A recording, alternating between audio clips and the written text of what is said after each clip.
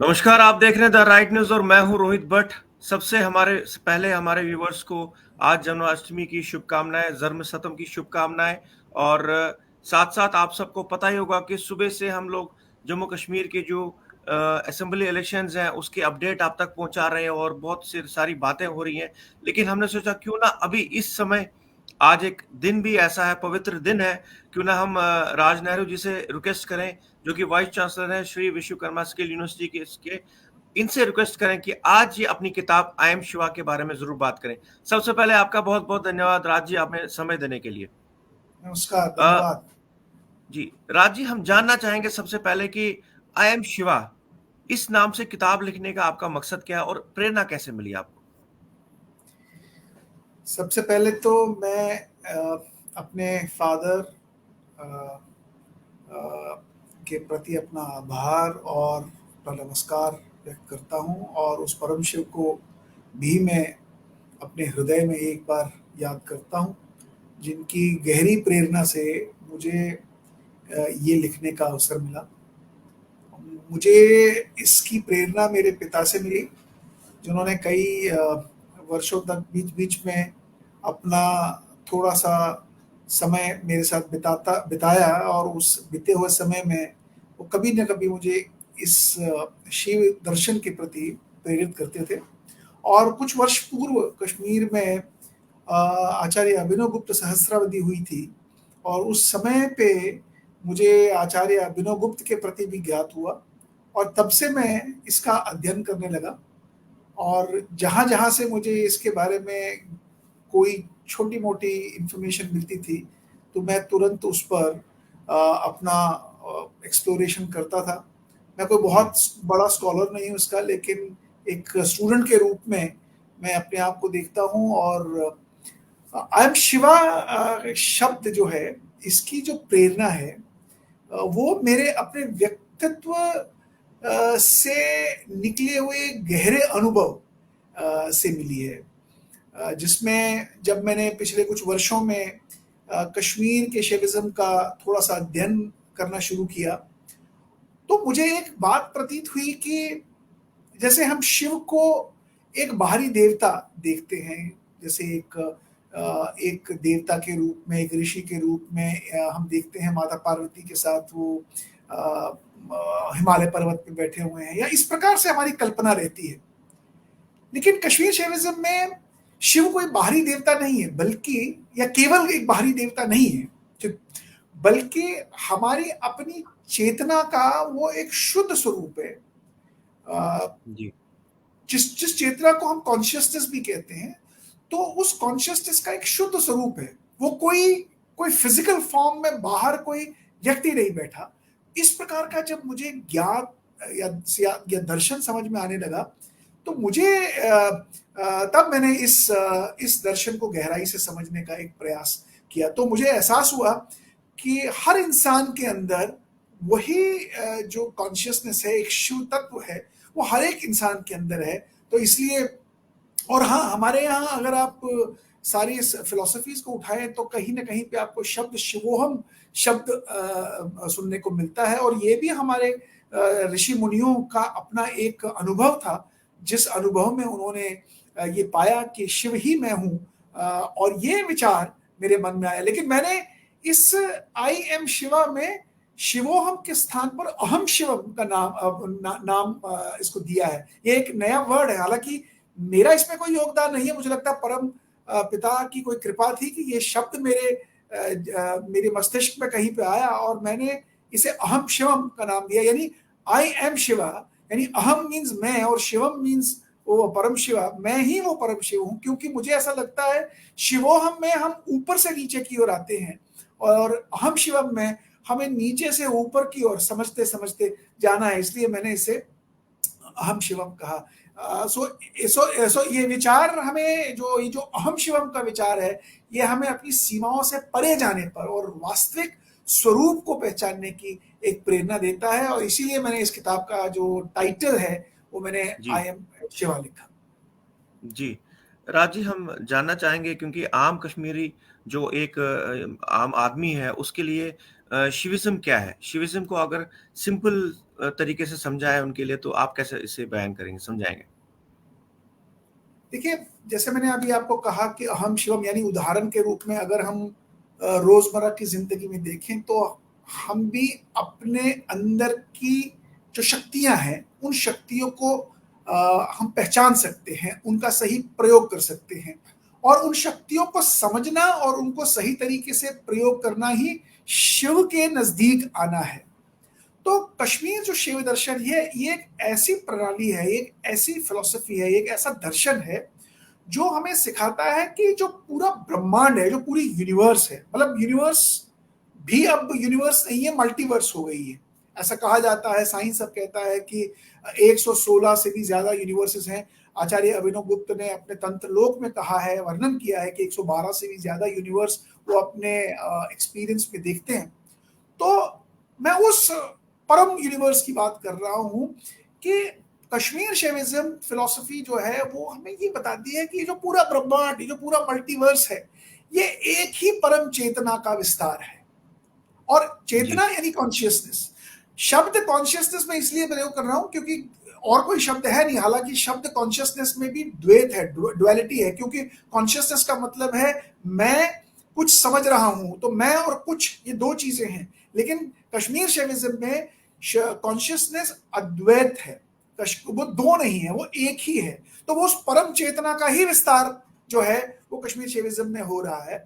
और ये दर्शन हमें सिखाता है कि हम सभी पर उस परम चेतना यानी उस अल्टीमेट कॉन्शियसनेस, हम सब उसी के अंश हैं। सिंपल लैंग्वेज में समझा जा सकता है कि जैसे सूरज है, तो सूरज में लाखों करोड़ों अनगिनत ये जो किरणें हैं वो सूर्य से निकलती हैं। तो हर किरण अगर ये समझ ले कि वो अपने में प्रकाश है, तो ये कहना गलत होगा, क्योंकि वो सारी किरणें उस बड़े सूर्य का एक प्रतिबिंब है, उसी बड़े सूरज से वो बाहर निकलती हैं। इसी प्रकार से हर जीव, हर वस्तु उसी शिव, उसी अल्टीमेट कॉन्शियसनेस का एक अंश है। और हम सभी के अंदर शिव का वो अंश विद्यमान है जो हमें अपनी दिव्यता और असीमता का एहसास कराता है। तो कश्मीर शैव दर्शन में आप देखेंगे कि इस शैव दर्शन को, इस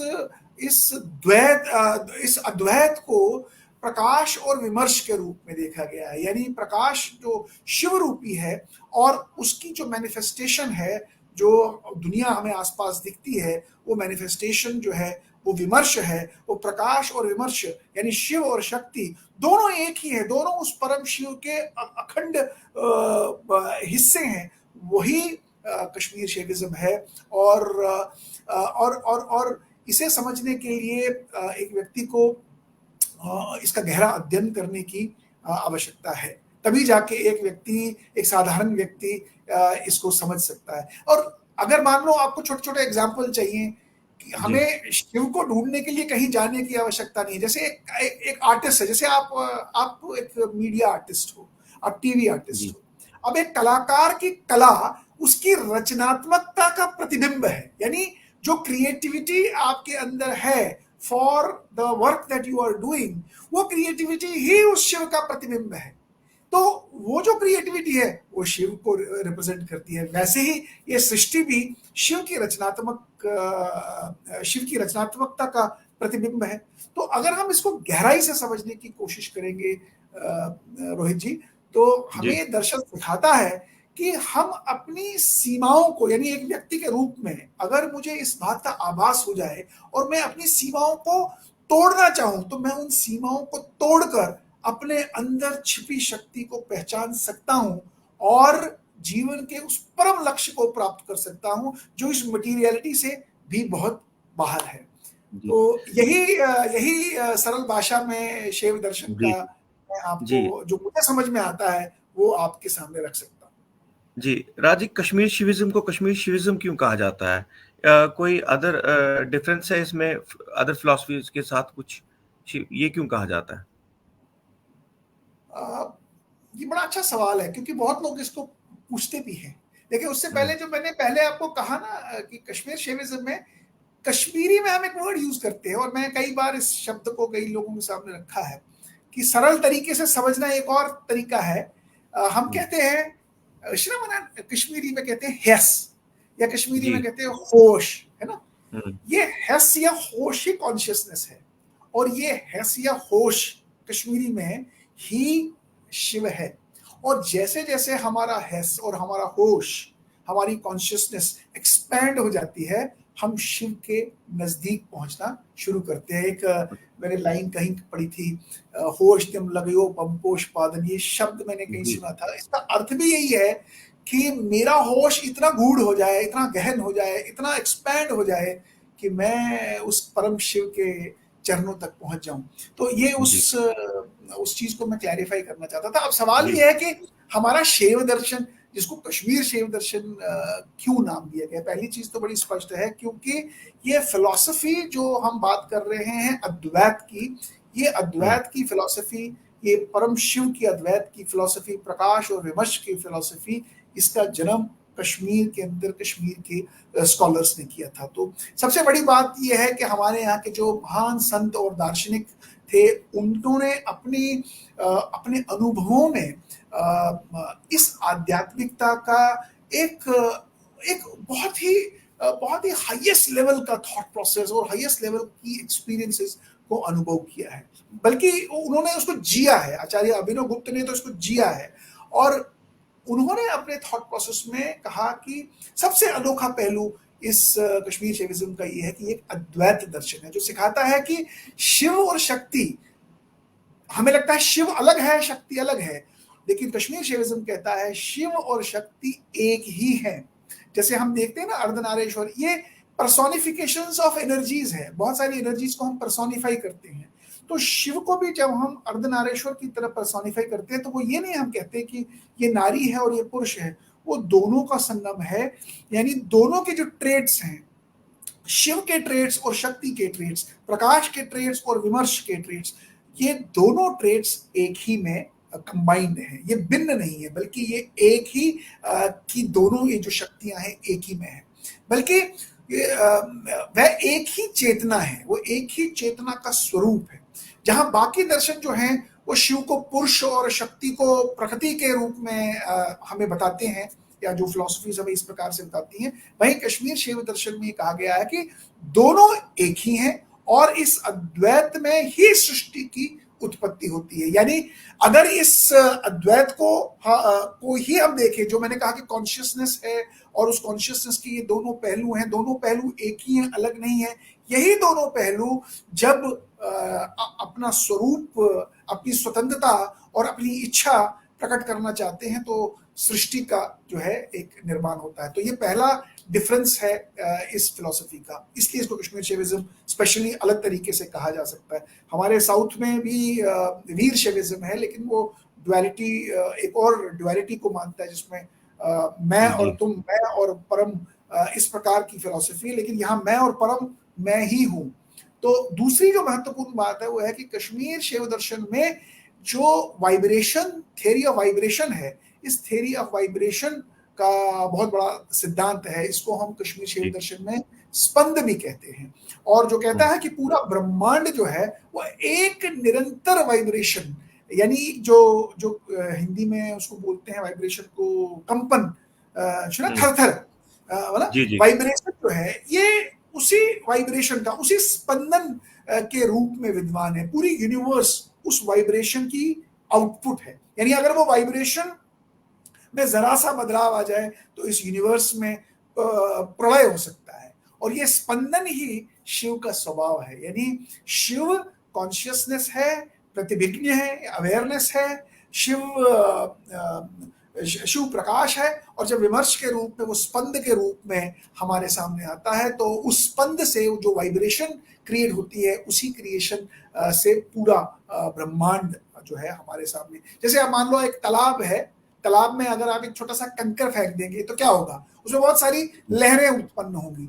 वैसे ही शिव की चेतना में भी स्पंद उत्पन्न होते हैं। यानी उस कॉन्शियसनेस में जब कॉन्शियसनेस की स्वतंत्रता कुछ करना चाहती है, तो क्रिया और ज्ञान का प्रयोग करना चाहती है, तो यूनिवर्स का निर्माण होता है। तो वो स्पंदन से ही वो निर्माण जो है वो हम, आप और मैं और आप, ये हमारे आसपास जो सृष्टि, पेड़ पौधे, दरिया, जमीन, आसमान, ये सब उस स्पंदन का ही कारण है। तो इस दृष्टिकोण में जो कश्मीर शिव दर्शन है, ये एक अत्यंत उन्नत और गहरा दर्शन जो है वो जी बन जी जाता है, और हमें सिखाता है कि शिव की जो अनुभूति है, अगर हमें उसकी अनुभूति करनी है, तो ये अनुभूति उस स्पंदन को और उस प्रतिभिज्ञ को, उस अवेयरनेस को समझने से की जा सकती है। और तीसरा सबसे बड़ा, जो मुझे सबसे जी अच्छा लगता है इसमें, जैसे हर एक फिलॉसफी में कहा जाता है कि आपको अपना घर बार त्यागना पड़ेगा, आपको संन्यास लेना पड़ेगा, अगर आपको परम ब्रह्म से मिलना है, अगर आपको भगवान से की जो आपको, अगर आपको उस पर लीन होना है, तो आपको गृहस्थ जीवन त्याग करना पड़ेगा। लेकिन कश्मीर शैविज्म बड़ी यूनिकनेस के साथ और बड़े दावे के साथ ये कहता है कि इस परम शिव की अनुभूति आप इस संसार में रहते हुए भी कर सकते हैं। आप कोई भी काम कर रहे हो, आप गृहस्थ जीवन में रह के भी आप इस परम शिव की जो उसका अनुभव है, वो जी। आप गृहस्थ जीवन में रहते हुए भी कर सकते हैं।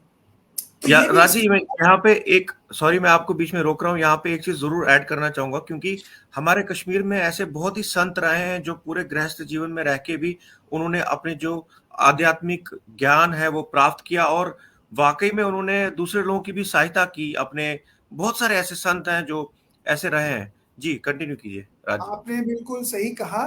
तो कश्मीर में ये इसकी यूनिकनेस है, यानी आप गृहस्थ जीवन में भी कोई काम कर सकते हैं।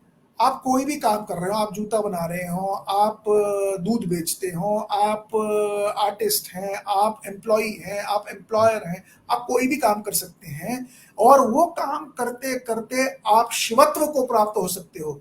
फर्क क्या है कि आप उस काम में किस भाव से, किस दृष्टि से, किस योग से आप उस काम में उतरते हैं। अगर आप अपना संपूर्ण उस काम के प्रति, जिसको हम कहते हैं ना वन पॉइंटेड फोकस, आप वो काम करते हैं, गृहस्थ में रहकर भी आप परम शिव, क्योंकि परम शिव कोई वस्तु नहीं है, कोई व्यक्ति नहीं है, परम शिव तो एक आभास है, और उस आभास को आप काम करते करते भी आप अनुभव कर सकते हैं। और यही कश्मीर शेविज्म का एक सबसे डिफरेंशिएटिंग, सबसे प्रमुख डिफरेंशिएटर है, जो आपको किसी भी फिलॉसफी में देखने को नहीं मिलेगा। इसलिए हमारे घर घर में हमारे यहाँ बड़े जो आपने कहा, बड़े ज्ञानी और बड़े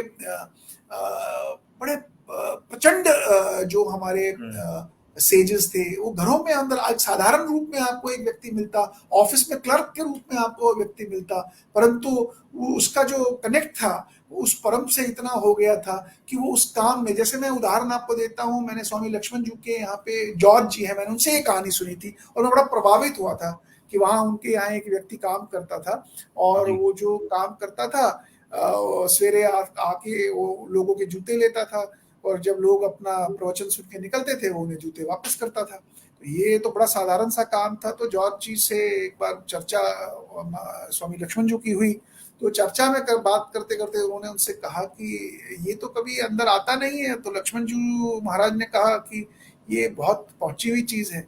तो जॉर्ज जी ने उसको कुछ दिन ऑब्जर्व किया, तो आप हैरान होंगे, उन्होंने देखा कि वो व्यक्ति जब जूते लोगों से लेता था तो ऐसे लेता था जैसे कोई प्रसाद ले रहा है, और जब वो किसी को वो जूते वापस लौटाता था तो ऐसे लौटाता था जैसे कोई उपहार। तो यानी उसने उस कर्म में ही अपने आप को वन पॉइंटेड फोकस कर दिया था, उसी में उसने अपनी सारी भावनाएं जोड़ दी थी, और वो भावनाएं ही शिव है। वो जो चेतना हमारे अंदर जग जाती है, वो जो कॉन्शियसनेस उस पॉइंट पे फोकस करना शुरू कर देती है निस्वार्थ होके, वही तो शिव है। तो जी कश्मीर शेविज्म बड़ी यूनिक और बड़ी फन लविंग फिलोसफी है, बिल्कुल। और रोम रोम में ये रोमांच पैदा कर सकती है अगर इस फिलोसफी की ओर हम लोग अपना ध्यान अग्रसर करें। जी जी राजी, ये हम जानना चाहेंगे कि कश्मीर शिविज्म एप्लीकेबल कैसे होगा आजकल के जो मॉडर्न समय के दौरान। और आपने जो आई एम शिवा बोला है, ये मैं महसूस, क्या मैं ये कर पाऊंगा, और मैं क्यों नहीं कर पाता हूँ महसूस, और क्यों ये चीज नहीं हो रही है, देख क्यों नहीं पाता हूँ मैं। देखिए, सबसे इसके लिए आपको दो चीज समझनी पड़ेगी कि जी ऐसा क्या है कि मुझे कश्मीर मुझे मुझे मुझे शिव का मैं तो मानता हूँ, चलो ठीक है, आपने कहा कि मैं ही शिव हूँ, तो मुझे वो शिव दिखता क्यों नहीं है?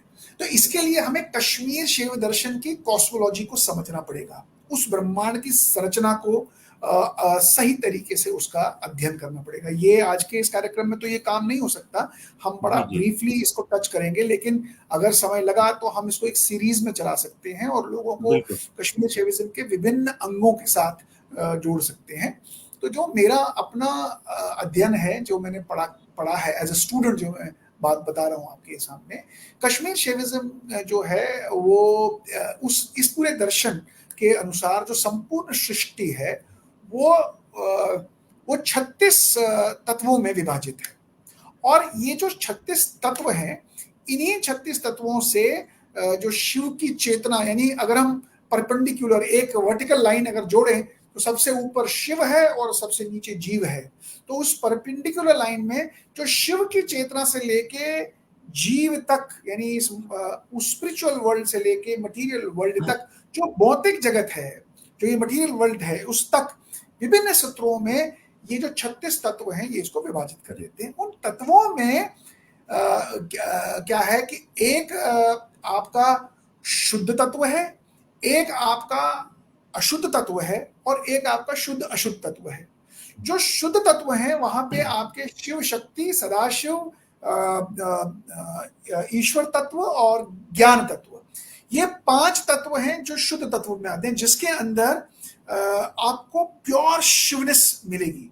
लेकिन जब ये वहां से आगे बढ़ते हैं, नीचे ऊपर से नीचे आते हैं, तो यहाँ पे शुद्ध अशुद्ध तत्व हैं जो माया और माया के 5 कंचुक हैं। हम उस पर डिटेल में नहीं जाएंगे।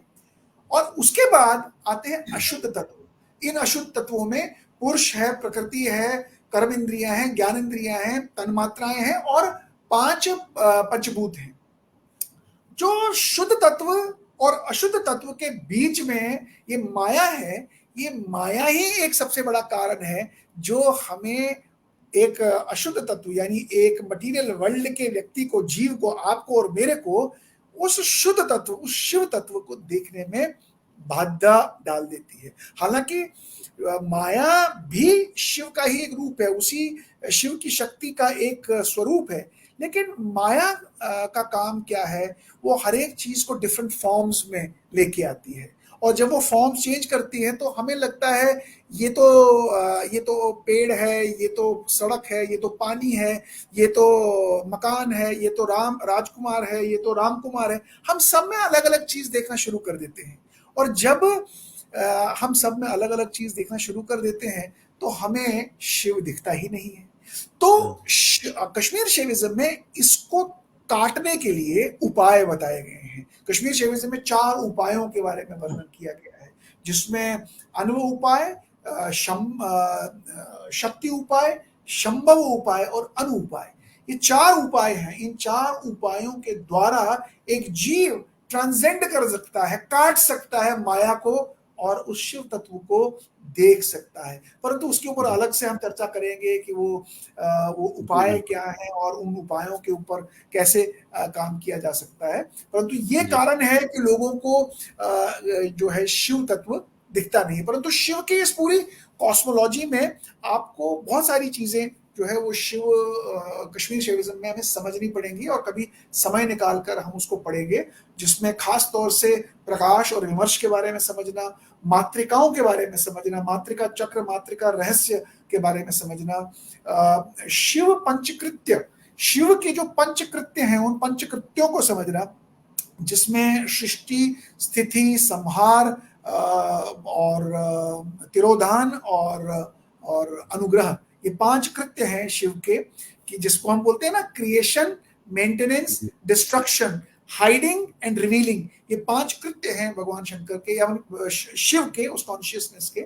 और फिर प्रतिबिंबवाद है, आभासवाद है, उपाय है, मल है और शक्तिपात है। ऐसे बहुत सारी फिलॉसफीज हैं, और ये सारी फिलॉसफीज को संग्रह जो है वो आचार्य अभिनव गुप्त ने तंत्रलोक में किया है। परंतु मुख्य रूप से मैं आपको ये क्यों कह रहा हूँ, मुझे ये कहने का जो सबसे बड़ा कारण है कि अगर हम कश्मीर शिविज्म में शैविज्म की फिलॉसफी का अध्ययन नहीं करेंगे तो हम कभी जान नहीं पाएंगे कि इतना साइंटिफिक, इतना एडवांस्ड और इतनी हाईएस्ट थिंकिंग वाला साइंस कश्मीर ने दिया है। वो प्राइड, वो वो जो मुझे एक प्राइड फील कराने वाला जो फिलॉसफी है, मैं कभी उससे अवगत नहीं हो पाऊंगा। मैं तो समझता हूँ आजकल की युवाओं को इस कश्मीर शेविज्म के बारे में जानना चाहिए। पूरी दुनिया में इस समय बहुत देश ऐसे हैं जहाँ पे क्वांटम फिजिक्स और क्वांटम मैकेनिक्स के ऊपर रिसर्च हो रहा है, और वहाँ पे बहुत सारे साइंटिस्ट ऐसे हैं जो कश्मीर शेविज्म की रेफरेंस देते हैं। वो कहते हैं कि प्रतिभिज्ञ में और स्पंद में वही चीज दर्शाई है जो आज साइंस एक्सप्लोर करने की कोशिश कर रहा है। हमारे सामने बहुत सारे एक्सपेरिमेंट्स हैं जिसमें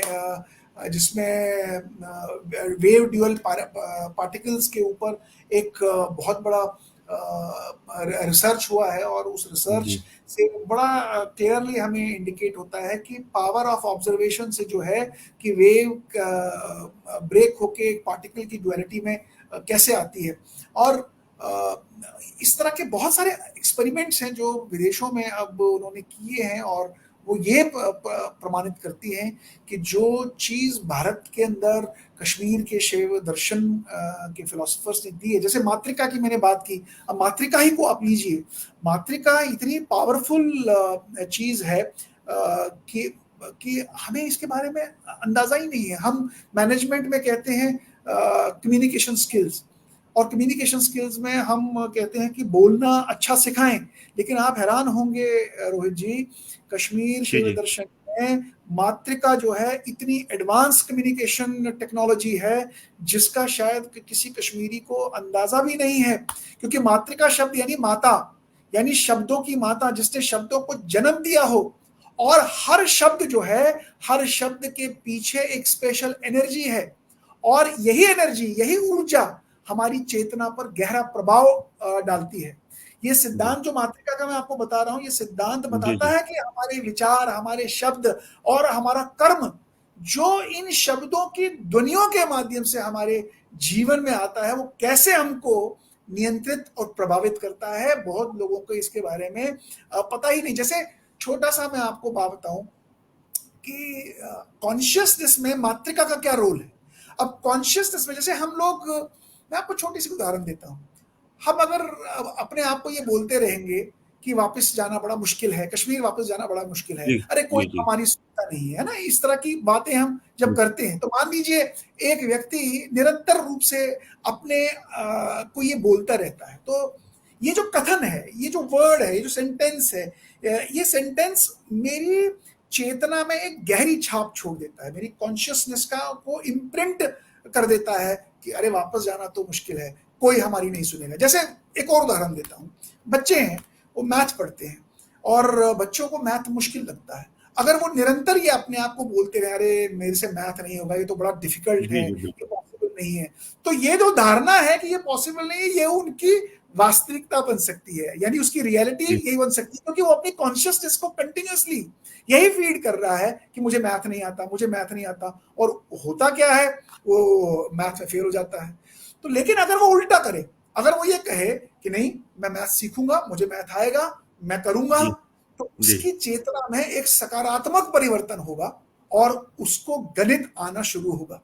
और ऐसे कॉर्पोरेट में, मान लीजिए कॉर्पोरेट में मैनेजर है कोई, मैं कॉर्पोरेट में रहा हूं तो मैंने कई बार देखा है ये कि कॉर्पोरेट में मैनेजर हैं, अक्सर अपनी टीम मेंबर्स को कहते हैं कि अरे यार ये बड़ा प्रोजेक्ट डिफिकल्ट है, हमसे नहीं होगा, ये प्रॉब्लम है, फंडिंग की प्रॉब्लम है, ये चैलेंज है, वो चैलेंज है।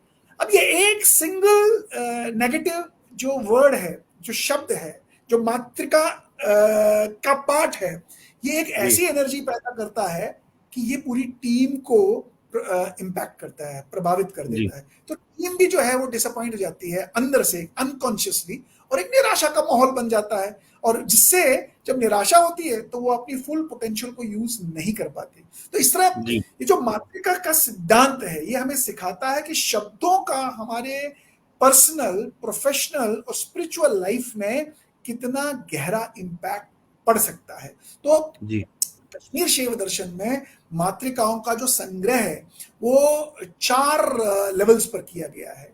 एक एक जी। परा, एक पश्यंती, एक मध्यमा और एक वैखरी। अब ये कश्मीर शैव दर्शन में जो 4 स्तरों का वर्णन किया गया है, वैखरी, मध्यमा, पश्यंती और परा, ये 4 स्तर ध्वनियों की जो और जो भाषा है, यानी जो शब्द हैं उनके साथ जो ध्वनि है, उनके विकास और उनकी गहराई को समझने में हमको ये 4 लेवल्स मदद करते हैं। जैसे वैखरी है ना, अभी मैं बोल रहा हूं आपके साथ, ये वैखरी, जो यही वैखरी है। वैखरी जी। उस लेवल को बोलते हैं जिसमें हम सामान्यता सुनते हैं और बोलते हैं। तो ये जो ध्वनि, ये जो साउंड क्रिएट कर रही है, ये साउंड मेरे मुख से निकल रही है और आपके कान तक पहुंच रही है। तो जी। इस जी। लेवल ऑफ कम्युनिकेशन को, इस लेवल ऑफ संवाद को हम वैखरी संवाद कहेंगे। दूसरा जो लेवल है वो है मध्यमा। तो मध्यमा जो है वो बोलने वाला नहीं है, वो है विचारों के रूप में होती है।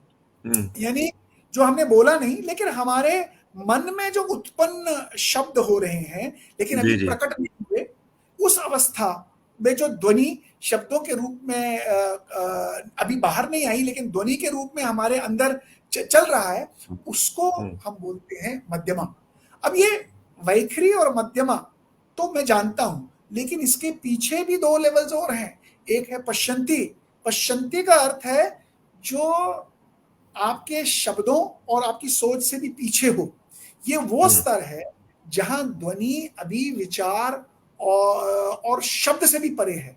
मतलब ये सूक्ष्म ऊर्जा है, ये वो एनर्जी है जो सूक्ष्म है और जिसको तभी अनुभव किया जा सकता है जब मैं उसमें गहरे में उतरूंगा, जब मैं इस मध्यमा से भी पीछे जाऊंगा, जब मेरी मेडिटेटिव पावर, प्रैक्टिस इतनी गहन हो जाएगी कि अब मुझे शब्दों में ध्यान नहीं देना है, मुझे पश्यंती से ही कोई थॉट।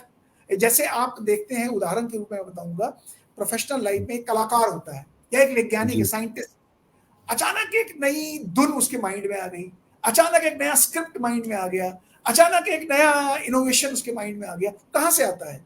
वो पश्यंती से ही आता है। वो वन पॉइंटेड फोकस, यानी योग वन पॉइंटेड फोकस है। तो कश्मीर में इसको भी एक उपाय के रूप में देखा गया और उससे ऊपर वाली जो कम्युनिकेशन लेवल हमारी इस पूरे प्रोसेस में जो जी। जो हमारी मातृका का जो रहस्य है, उसमें सबसे हम्म। ऊपर है परा। तो परा जो है वो इस कम्युनिकेशन का सबसे ऊपर का लेवल है। और परा मीन्स पराशक्ति, पराशिव, परम शिव, यानी सबसे ऊपर वाली, यानी वो ध्वनि और वो विचार एक हो जाते हैं उस अल्टीमेट लेवल पर। और वहां से वो केवल एक प्योर कॉन्शियसनेस के रूप में हमको अपने साथ जी। एसिमिलेट कर लेते हैं। और ये वो सर। अवस्था है जी। ध्वनि की, विचार और जी। शब्द सब विलीन हो जाते हैं और अल्टीमेट जी। लेवल पर हम लोग पहुंच जाते हैं। तो ये कश्मीर शैविज्म है। इसके ऊपर तो बहुत मुझे लगता है अध्ययन। बहुत सारे सीरीज इसकी शुरू करनी पड़ेगी। लेकिन मेरे मन में एक सवाल आया है राजी, आपने अभी बात की, अगर नॉर्मली बोला जाता है विल पावर की बात होती है, क्या विल पावर से इंसान जल्दी ठीक भी हो जाता है? बहुत चीजें होती है विल पावर के कारण। क्या ये विल पावर भी कश्मीर शिविज्म की बात करेंगे उससे रिलेटेड है? अच्छा, मैं आपको ये वापस सवाल पूछता हूँ, आप विल पावर किसे कहते हैं? विल क्या है? अपनी मेरी सहन शक्ति, मतलब मैं अपने, अगर सपोज कभी बीमार हुआ तो मैं उठ के काम पे चले जाता हूँ, विल लोगों ने आपकी मुझे। सहन शक्ति नहीं है, विल हाँ। आपकी स्वतंत्र शक्ति है। जी। जी, सोचने की। विल विल आपकी स्वतंत्र शक्ति है। यानी जी। मैं कहता हूं क्या मैं ये कर सकता हूं? जी। मेरे में स्वतंत्र शक्ति है क्योंकि शिव स्वतंत्र है और बिल्कुल। वो स्वतंत्र शक्ति मुझ में भी है, लेकिन वो संकुचित होकर एक बहुत छोटी सी स्वतंत्र शक्ति मेरे अंदर है। जी। लेकिन मुझे मालूम ही नहीं है कि मैं सब कुछ कर सकता हूं। मुझे लगता है हम्म। मैं ये नहीं कर सकता, मैं वो नहीं कर सकता, मैं ऐसा नहीं जा सकता, मैं वो उधर नहीं जा सकता, मैं इसको नहीं उठा बिल्कुल। सकता। लेकिन जिस समय मैं अपनी उस स्वतंत्र शक्ति का गहरा अध्ययन करता हूं और उसमें डूबना शुरू करता हूं, वो शक्ति मेरे में स्लोली खुलना शुरू हो जाती है। और जैसे जैसे वो शक्ति खुलना शुरू हो जाती है, तो मुझे ऐसी स्वतंत्रता का आभास होता है जिसमें सब जी। चीजें अपने आप हो जाती हैं। फिर आप बिल्कुल। केवल कुछ नहीं करते, फिर वो सृष्टि भी आपके उस काम में आपका आपको सहयोग बिल्कुल। देती है और लगता है बिल्कुल। कि अरे यार सारा काम हो गया। जी, जी, बिल्कुल, तो बिल्कुल। स्वतंत्र शक्ति को समझना, मेरे अंदर हुँ, जो वो स्वतंत्रता है, वो जो शक्ति है, वो जो फ्रीडम ऑफ विल है, उस फ्रीडम ऑफ विल को समझना ही कश्मीर शेविज्म है और वही शिव है। बिल्कुल, बिल्कुल। बहुत-बहुत धन्यवाद राज जी आपका। हम ये जानना चाहेंगे हमारे दर्शकों के लिए कि आपकी book I am Shiva Amazon पे भी अवेलेबल है, कहाँ-कहाँ ये ले सकते हैं? ये किताब अमेज़न पे भी मिलेगी, फ्लिपकार्ट पे भी मिलेगी, ये मोतीलाल जी, बनारसी दास के वेबसाइट पे भी मिलेगी। इसके पब्लिशर मोतीलाल बनारसी दास पब्लिशर्स प्राइवेट लिमिटेड हैं, जो देश के सबसे पुराने और सबसे प्रतिष्ठित पब्लिशर्स हैं। जी, जी। दुनिया भर में ये अवेलेबल होगी और हम लोग भी इसको देश भर में प्रमोट करेंगे, क्योंकि कश्मीर शेविज्म के प्रति पूरी देश को ज़्यादा जागृति नहीं है। हमें नहीं है, इसको बिल्कुल, जागृति बिल्कुल। लाने की आवश्यकता है और अपने यंगस्टर्स में खास तौर से, क्योंकि बिल्कुल, अगर उन्हें अपने प्रोफेशन में, अपने काम में प्रोडक्टिविटी और सक्सेस को जीतना है, तो कश्मीर शेविज्म की फिलॉसफी, स्टीफन कभी कुछ कहता है उसके पीछे दुनिया भाग जाती है, लेकिन जी, जी। कश्मीर शेविज्म में हमारे आचार्यों ने ऐसी ऐसी फिलॉसफी दी है कि जी, अगर जी। हम उनका अध्ययन करें। हुँ।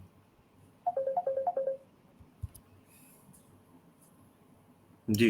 मेरी आवाज आ रही है? जी, जी, आ रही है। सॉरी फोन आ गया था।